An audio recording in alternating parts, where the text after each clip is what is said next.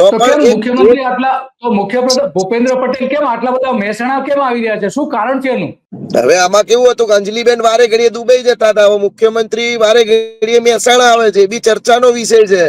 એક મહિનામાં ગમે ત્યાં ટ્રાફિક પોલીસ ને ગમે તે બંદોબસ્ત માંગો એટલે કે મુખ્યમંત્રી શ્રી આવવાના છે. એક મહિનામાં 12 દિવસ તો મુખ્યમંત્રી મહેસાણામાં અવેલેબલ હોય છે. બરાબર છે. હા, એટલે વાત તો ગંભીર છે.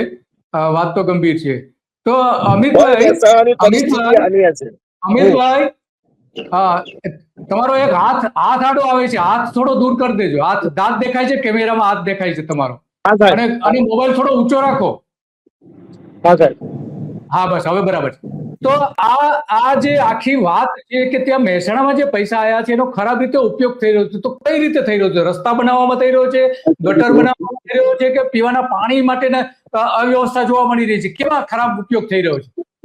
સાહેબ, જે આઇકોનિક રોડના નામે ધુમાડો થઈ રહ્યો છે પૈસાનો, અને પૂર્વના વિસ્તારમાં આઇકોનિક રોડ બનાવવાનું એમને કારસ્તાન કરીને રોડ સાંકડા કરવાનું કામ કરીને ટ્રાફિકની અવ્યવસ્થા ઊભી કરી છે.